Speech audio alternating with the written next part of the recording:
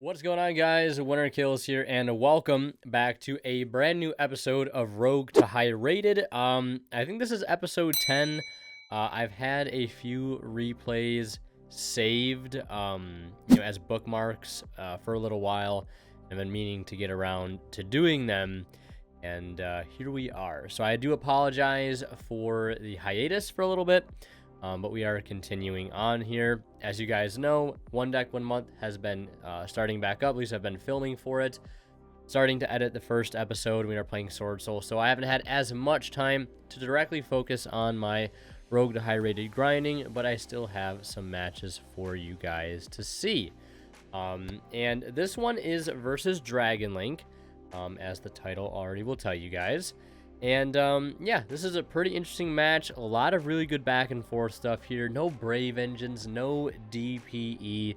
Just good old-fashioned Yu-Gi-Oh! Like it was intended to be. All right.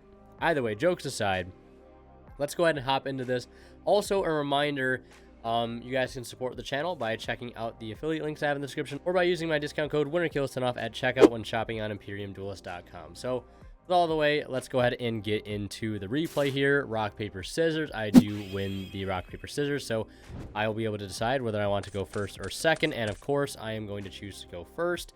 Opening hands, we have Duplicate, Dendendiko, Duke, Infinite Impermanence, Ash Blossom, and Joyous Spring, Speedroid Card Turbo, and Asian Panda opens up a copy of Chaos Dragon Levianeer, Quick Launch, Rocket Synchron, White Dragon Wyvern Burster, and a copy of Absa Router Dragon. So they have no going second cards, and here we open up 2 going second cards. Hopefully my DB Grinder impression is on point right now, but again, either way, looking here, we have a very weak hand for Speedroid. Yeah, it's just 2 win bodies, basically what it is at this point. We don't have any of our 1-card starters right now. We don't have access to the Hound, Marble, we don't have Terror Top, right? This is a very rough yet very simple opening. This is basically where you would also, I feel like in more, I don't really want to call my build standard. I mean, maybe it's becoming more standard now. I have no idea. But this is where you would take the simple Banish A7 route off of the Rubber Band Shooter to reveal your Yo-Yo and your Terror Top, because you really have nothing else to work with. I mean, I guess the one benefit thing that we have here is that we have the Dendendiko Duke in hand, which is an extra extender. But yeah, let's go ahead and keep getting into this here. I'm going to normal the Duke and going to go ahead and activate Card Turbo. Go ahead and summon it, as you would expect. And then we're going to go ahead and link into the Rubber Band Shooter. We're going to banish a 5 here. This is basically the new banish a 7, right? Because we don't play double Yo-Yo. It's really the same outcome. Whether you can do like a couple different things if you get the Terror Top, and you can do a couple different things if you get the Marble Machine. The actual nice thing about this, though, is we already have Duke Engraved. So this actually changes things a little bit more. We can do it. We can go a little bit further with this very, very basic opening. And the nice thing about this is whatever our end board is, it's being supplemented by 3 other interruptions that our opponent is going to have to play through. So it is bare minimum 4 interruptions that our opponent is going to have to play through. So we get the Marble Machine here, so that's going to make things a little bit differently. We do not have access to potential Cork Shooter plays, because Marble Machine, being a Pendulum monster, cannot be brought back from the grave since it will go to the extra deck. So we're going to go ahead and normal the Marble Machine for our additional normal summon thanks to the Rubber Band Shooter. We're going to add Tekatomborg from deck to hand because of his effect. Activate, well, his effect doesn't activate summon, but special summon out the Tekatomborg. Activate his effect, tribute himself off his cost to go ahead and summon a Speedroid Tuner from the deck. And we're going to go ahead and grab the Fuki Madoshi Piper. We'll activate its effect here on summon. This is something that I always, I think I talk about this a lot. It's like, where having good foresight comes in handy when playing this deck, because going for Piper right now, you don't have to use the Piper effect. You could very easily hold Piper and, Charge Warrior draw first, and then Piper reveal. So whatever you drew off of your Charge Warrior, you don't have to grab off of your, your Piper reveals. But if you do it the other way around, like I'm going to do it here, I guess you could say it's slightly less optimal. Let's say I reveal and, I don't know, what do we reveal here? Let's see what we reveal to make things a little bit easier. Yeah, so we reveal Duke and Wheel, right? So we reveal Duke and Wheel, and I probably will take the Wheel here, I imagine, since it's a good follow-up for next turn, which is always important. But now if I draw a Wheel, right, I've got duplicates in my hand. But if I do the other way around, where if I go Charge Warrior first, and I draw a wheel, and then I go Piper, reveal 2, reveal Duke and Wheel, I don't have to take the wheel. I can take the Duke, and then I have 2 different cards. Not super important in this scenario, because like our hand is already kind of loaded as is. We already got a good Excavate off the Piper. We were kind of lucky in that regard. We got the wheel, which is a good follow-up. And the Gate can kind of act as an extender 2 next turn. So yeah, this is basically going to be Baron plus draw 2. With already 3 interruptions. Like, super, super basic combo. One of the reasons why I love this deck so much. Yeah, and you see me use the Duke here. I could have used the Speed Recovery, but I was holding the Speed Recovery to bring back the Terror Top. And I was also, yeah. You could also see how we could do the Piper now, and we'd still Excavate for just 2. I guess I could have gotten a little greedier and recovered back the Terror Top, searched, then duked out the Piper and excavated for 3. I think that probably would have been the max excavate. I mean, if we're being honest, I could have activated Wheel too and gone super over the top. But the goal here is obviously try not to walk into Nibiru. Always respect your Nibiru. This is one of those decks that, honestly, I feel it's very similar to Sword Soul, because Sword Soul is a very pilot-dependent deck, whereas it will only be as good as the person playing it. So if you play poorly, the deck will perform poorly, and you'd be like, how does anybody win with this deck? I know I've had those same thoughts about Sword Soul.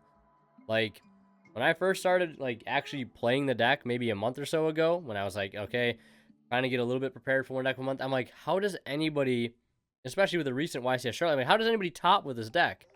But then you start to practice with it more, and you start to realize the potential, and taking advantage of every little small interaction you can do slightly more optimal, playing conservatively, right? Deck building properly. We're just going with the bare minimum here. It's literally going to be Baron Pass, but we have are ensuring that we have follow-up and that of recovery, wheel. We have plenty of outside of our board interruptions here, which aren't going to lose to, you know, Dark Ruler, Droplet, etc., etc. Sure, back removal, but game 1 that's maybe unlikely, not super unlikely, but either way, we're going to go into Baron. We're going to go ahead and activate the recovery here. That's going to go ahead and bring back the Terror Top. Terror Top effect is going to go ahead and search here. I did actually debate on grabbing a Marble Machine or a Hound here as a backup normal summon, but I think I was okay with not doing that, strictly because I had recovery Terror Top plus Wheel and Duke, and I was okay with that. And we also potentially have Baron de Fleur in our next standby phase to revive Snake from Grave. So we're going to pass it over to our opponent. He's going to lead with a quick launch here. And at this point, I'm like, okay, it's probably Dragon Link. He's going to go for quick draw Synchron. And when I think Dragon Link specifically, there are a couple points of interaction. First is stopping Dragon Ravine. Second, stopping the, in this is no particular order, but second, stopping the Chaos Ruler. And I guess another would be stopping the Tracer from resolving. Or in some scenarios, stopping them from getting boot sector launch is also really huge too. I think those are 3 to 4 major points. So he's going to go for the Chaos Ruler here. He's going to chain block with the Abzo Router.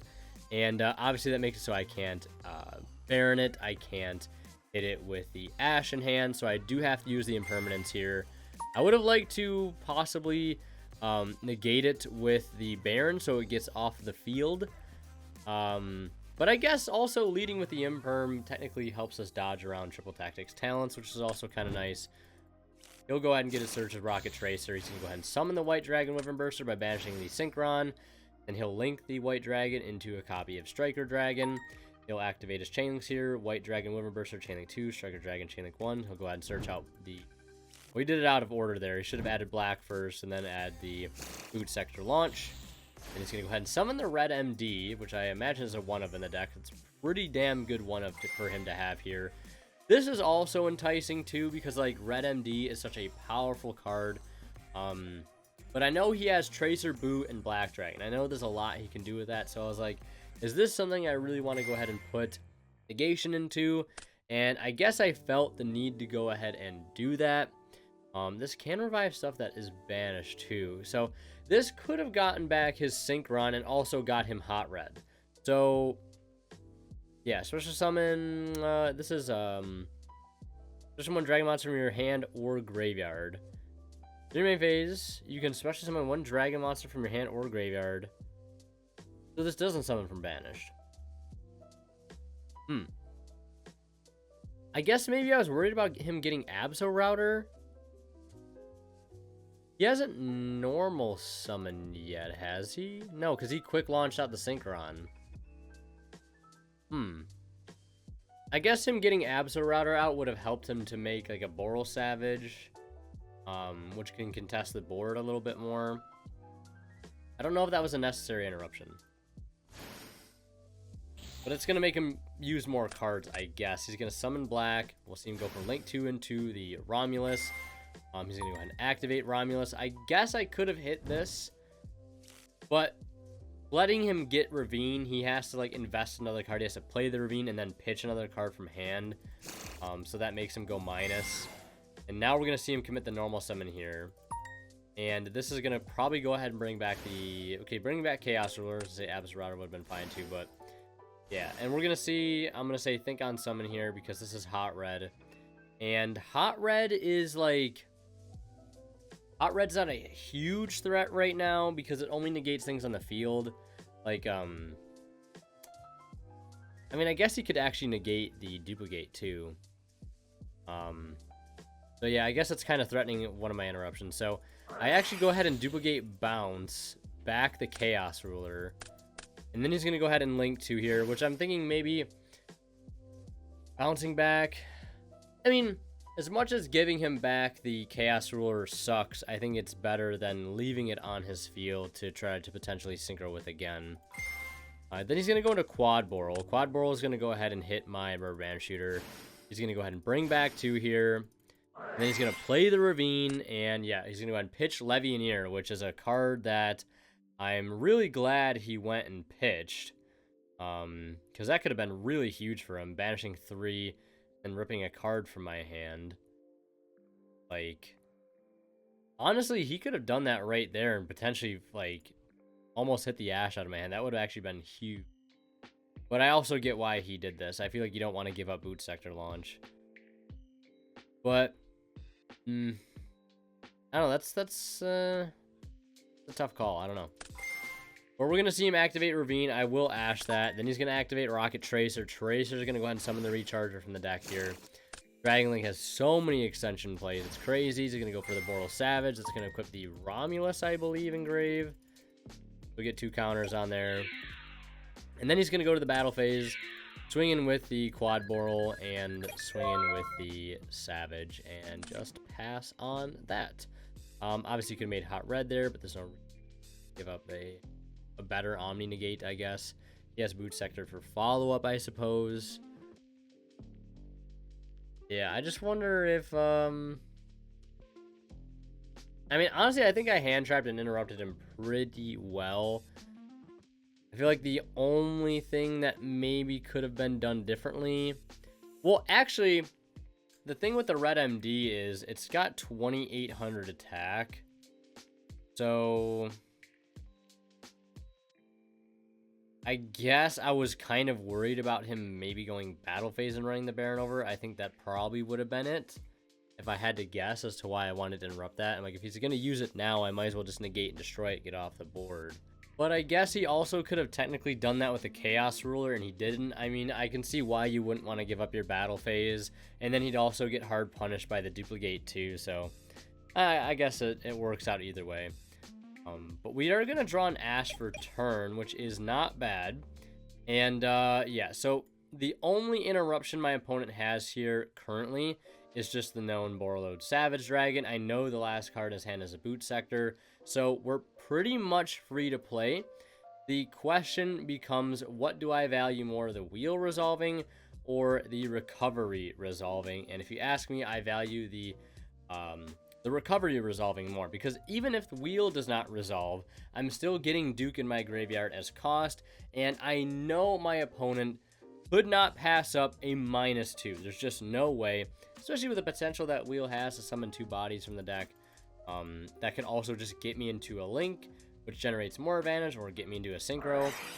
So I do lead with the wheel, and as expected, he is going to frame 1, activate Borderload Savage to negate, and like I don't blame him for doing that. You definitely don't want to let that resolve, but at the same time, Recovery is going to go ahead and resolve here, getting me back the Terror Top. Then we're going to special summon Terror Top because we control no monsters, and then we're going to activate his effect to go ahead and search a Speedroid monster. We're going to go ahead and grab Marble Machine, normal summon Marble Machine effect, go ahead and search out the Tekatomborg. And then at this point, I think you guys could probably see where this is going to go. This is just standard Cork Shooter line, and I'll fast forward here. Right, make it a 2, go for the 3, bring back the materials, and he is just going to concede there. As I say, think on target level. But that's probably just going to be like double Crystal Wing. With Ash in hand too. Like, that's just more than enough. And honestly, with him having Quad Boral and Borderload Savage, we could have swung over the Borderload Savage probably for about 3,800 because of Crystal Wing's effect with Card Turbo. And then over the other one for like, what, 28? Because I think Quad Boral has like 1,000 attack. So 38 plus 28... 58, that's like 600 damage, which, you know, could have probably OTK'd him there, maybe. Maybe, I don't know, but definitely wasn't winning from that position. So we're going to go to game 2 here, and my opponent is going to opt to go first, and opening hands, here we have Wheel, Ultra Hound, Ash, Tekatomborg, and the Fukidoshi Piper, to his Starleaf Seifert, White Dragon, Wyvern Burster, Ash Blossom, and Joyous Spring, the Psyframe Gear Gamma, and Chaos Dragon Levianeer. So he opened up 2 going second cards to our only 1 going second card. Granted, I feel like Ash is pretty high impact against Dragon Link, whether you go first or second into the board, because ashing the Heavenly Dragon Spheres is really, really strong. Stops their follow-up, basically, which is all that matters. So he is going to go ahead and lead with the Starleaf Seifert. Lead Starleaf Seifert, and I'm not going to ash that. And then he goes ahead and specs out White Dragon, Link 4, Striker Dragon effect to go ahead and Surge Boot. I honestly thought about like hitting this with Ash here. I think maybe I was afraid of Gamma. Like hand trapping Seifert is always kind of risky against a deck like Dragon Link because they do play Gamma. And like if they Gamma you when you're going first, they make Chaos Ruler, and you just get so far behind. Like, their card is resolving, and then you're also just, like, giving them a free Chaos Ruler. So insane. So he's going to go ahead and search the Boot Sector launch, and I'm thinking I'm just waiting to see something more impactful, right? He's going to go and summon White Dragon, and then go for Hermetic Dragon, the Hermetic Seal of the Heavenly Spheres. And then he is going to pass turn. So to my surprise, that was it. So I start by normal summoning the Ultra Hound here, holding the Wheel as a bit of a follow-up, right? Don't need to go ahead and commit any more than just normal Hound, dump Gate. So I go ahead and dump the Gate effect, target Hound, and I think my opponent can go ahead and put 2 and 2 together, that if he bounces the Hound back to my hand, that Gate will not resolve. Because the monster's level was never lowered. He goes ahead and activates Seal's effect Engrave. I go ahead and respond with Ash, and of course he is going to have the Gamma here. Now, luckily, his Gamma here is nowhere near as impactful as it would be if it was still his turn, right? Because this is not going to be a Chaos Ruler next turn, luckily. So I do have my follow-up play here, and that is to have Wheel. At this point, rolling a 1 would just get me into some sort of combo. I could spec Tekatomborg, tag for Duke, Link for Rubber Band Shooter, have a play there, right? But he does have the Clutch Ash Blossom for that, and I do have to pass, unfortunately. Drawing Fukidoshi Piper is never really optimal, but in a situation like this, right, it is what it is. Like, he hand trapped at the correct spot, had the Gamma, which honestly, him having Gamma really doesn't matter too much. Like, in terms of my play, it's really only helping him, right? It's not really hurting me at all that he gets an Abzerada and it's not like he's summoning a Floodgate from the deck, right, that we have to worry about. But, yeah, I mean, not much else we could have done there. Yeah, like, even if we lead with Wheel, he still ashes, normal Hound, bounce, right? The only thing that would have made this work if, like, I had a better discard for Wheel, like if I had Duke, we would have been in there as well. But his hand is not super great. You'll notice that here. He has Levy, draws Nocto for a turn, and has a Boot Sector launch. And he's already gone through Striker Dragon, so not in the best spot here. But he is going to summon the Levy, and then he is going to trigger the Nocto here. And then I think he's going to go into another Seal. He's going to get Nocto Dragon effect, and he's going to go ahead and get to draw and search. So he's doing Knock 2, Abso 1. So he's going to draw first, then search. Weird. Usually it's done the other way around. But he's going to draw into Nibiru, too, which is kind of insane. Commits the normal summon for the Synchron. That is going to revive the Abso Router. And then he's going to Synchro 8 into Chaos Ruler. And at this point, I'm kind of like, you know, this is not looking good, right? You got Chaos Ruler resolving, and he still has Boot Sector launch in hand, and he's going to go ahead and mill a Nibiru and a Gamma, right? The Gamma's not live anymore at this point. And he also now has Tiding plus Chamber, which is insane mills. Yeah, just very, very good mills. And he picks up the Synchron. At this point, I'm like, okay, if he didn't take Nibiru, he might have a Nibiru in hand. I gotta worry about that, right? And then he's gonna go into battle phase here. Swinging for 6,000. And then he's gonna activate Tiding in the battle phase still. Bringing out Chamber and Defense. This is the mainly dodge effect Veiler. And then he's gonna go ahead and search another Tiding. And then we're gonna see him go main phase 2, linking off both of those into IP Masquerena, set the Tiding, and pass. We do draw Primitive Butterfly here, so like that is low-key a pretty good draw right here, because Primitive Butterfly does, and this is honestly one of the reasons why I have kind of switched back to the Butterfly over Wandering Griffin Rider. And I know I talked a lot of good things about Wandering Griffin Rider. I still think it is a good card for the deck. But Primitive Butterfly, I feel like just gives you slightly better options for both going first and going second. And I feel like for that reason, it's still slightly a better card. Griffin Rider has its ups and downs too, but I think Butterfly just checks a few more boxes, me personally. Because you're going to see right here, we're going to go and spec out the Primitive Butterfly, and this is going to freely force out this Heavenly Seals. We do have to lose our battle phase, right? But, you know, not really a big deal at this point. This is something I'm willing to give up here. He bounces back the Butterfly, activate the effect of Summon. We're going to go ahead and summon the Starleaf Seyfert, and then we're going to go and spec the Butterfly again in main 2. So that's one of the nice things. It just freely forces out Seals in a matchup like this. If they bounce it back, you just go ahead and summon it again, because the effect to summon it is not a hard once per turn. Not even a once per turn. Just control the monster, special summon this card from your hand. And then we go ahead and normal Piper, and I love this play a lot.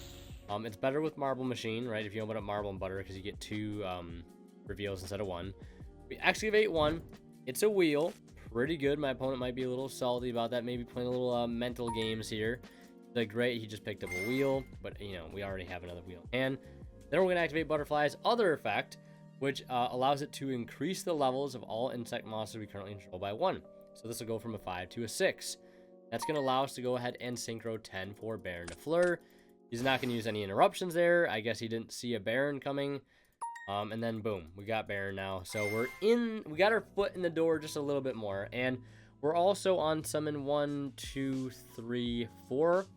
This is our 4th summon. And I really want to force out the IP Masquerena. So I shotgun the effect to destroy. He chains IP, which I can only imagine he's going to go for Nightmare Unicorn. And looking at it in this situation where, like, he's got Nibiru, and, like, this gives me such huge leverage to try to play around it. I don't really think it makes a big difference looking back, because I know he has Tiding, and, like, Tiding outs the Baron, and then he also has Nib live still, so I just do negate it, prevent him from getting access to anything else. Activate wheel, pitching wheel, and what do I roll here? We roll a 4, that's pretty good. Would have liked to have rolled something that would get me into a synchro, like a 6 or a 5. That would have been good. Or rolling a 3. Something that just gets me right into a synchro, right? and also possibly searching interruptions. But we do roll the 4, so we get 2 tuners out. Nothing we can do there. And we're going to go for a Link 2 for a rubber band shooter. And I think my opponent... Okay, so he bounces back the rubber band shooter. And at this point, like, I definitely can keep going here. I still have Hound engraved too, which is a nice extender, but I don't have a good level 3 engraved to return. I'd have to put back Duke, which is kind of counterproductive. But if I can get this Tekka Tomborg engraved, right, that's something that can get shuffled back to summon out a Cork Shooter from the extra deck. Could probably make more things happen there. So I'm just going to continue to try to play through the board, right? I still know that he would have... I still know he has Levy. I still know he has Boot. And I believe I know 3 out of the 4 cards in his hand. So I'm like, okay, the last card's got to be something really good. Put him on having a good hand trap, and he has the Nibiru. So it is what it is. He gets the token. I think we calculate stats here shortly. I'm going to go ahead and button mash here. I do use Hound. Hound is going to go ahead and recite. I'm curious as to why I do this. Okay, so I can still actually play through the Nibiru. Okay. I didn't even see that. It's been a little while since I played Speedroids, so I apologize. And, yeah, that was a misclick. Can't make a roar down there. That'd be kind of insane. But, yeah, you can see the Hound and Duke there coming in very clutch. 2 extenders. I maybe wish I didn't have to burn right there. But it is what it is. We are still playing through all those interruptions. Through the IP Masquerena, through the Tiding, through the Nibiru, right? We're still going through these 3 interruptions here. And trying to end on something meaningful. So we're going to go ahead and banish a 5 here. And we're going to see what we get. I imagine I'd be able to the Terror Top and Marble Machine here. And unfortunately, like, so getting Terror Top probably would have been best case scenario here. But we have Dice engraved. We didn't have Dice, and we already used Tekka Tomborg here. So, like, either option is only going to yield us probably, like, a level 5 or 6 Synchro. Which, like, isn't a lot, but it is what it is. So, like, I decide to just go ahead and concede there. Like, I could have normal summoned the Marble Machine, search Car Turbo, and then Synchro 5. Like, I could make Chamber, I could make Hagoita. I guess making, like, if I really wanted to keep going, making Hagoita probably would have been the best bet. Because his deck likes to synchro, so using level manipulation to kind of screw up some of his plays could have possibly worked out in our favor. But then again, like, it's ultimately probably just not going to be enough, I would imagine. We're just gonna go ahead and go into game 3 here. And how long has this game been going on for? Let's see. About 21 minutes in here right now as we head into game 3, so not super bad. Opening hands here in game 3 have Solemn Judgment, Speedroid Marble Machine, Ash Blossom, and Joyous Spring, Speedroid Marble Machine, and Card Turbo to their driver, Ash, Tracer, Red Eyes, Darkness Metal Dragon, and Starliege Safer. So they open up 1 going second card, we open up 1 going second card, and we open up a really solid side deck card here, and that of Solemn Judgment. I love Solemn Judgment in Speedroid, just because Droplet and Dark Ruler kind of... I mean... Droplet and Dark Ruler don't really hurt the deck that much unless you really go for a bigger combo end board, like we're ending on like double Crystal Wing Baron, or you're ending on like double Crystal Wing, or like Shen Crystal Wing Baron. Like if you're going for a bigger board, yeah, like Droplet's definitely gonna hurt quite a bit. But Judgment, I just find to be really, really solid at not only stopping those big board breaker cards, but also when they try to make a big push, right? Go for something like Access Code, go for something like even any good normal summon. Just like being able to outright stop it with Solemn Judgment would be insane. That would definitely still side this in Speedroid. It just like supplements an already like, well, it's not an insane end board. But I think adding a Judgment to it is really nice, and I feel like people aren't also going to be siding back or hate. I'm also siding Goes in Match too, so like they're just like blowout cards. That's what I want to be siding and going first. Goes in Match already plays to the deck's inherent win lock, right? And Goes in Match is pretty okay against this deck. Yeah, Judgment I really like. Just stopping Droplet and stopping Dark Ruler, really strong. So we're going to go ahead and normal summon the Marble Machine, and he decides to throw the Ash at the Marble Machine. Classic Ash, the first thing your opponent does. And he gets hard punished because we have an extender. Sometimes that, like, you'll get away with that against some rogue decks, like ashing their normal summon. Sometimes you just won't. And we have card turbo to continue to extend here, and my opponent just concedes. So not even complaining about that. That thing takes us up to 418 rating. And yeah, with that being said, that is going to do it for this match. Thank you guys so much for watching. I will try to upload the next 5 episodes I have planned out over the next like 5 weeks, like 1 episode a week. So stay tuned for that. If you guys want to see more of my content, click on one of the videos popping up on the bottom of the screen right now. And as always, Winner Kill signing out. We'll see you guys in the next one. And like always, a huge thank you goes to the Divine level channel members that go above and beyond to support this channel. And they are Tweeters0226, Ponystart, Cadillacs84, Keith Sidgers, and Justin Lamb. Thank you guys so much for your extremely kind and generous support of the channel.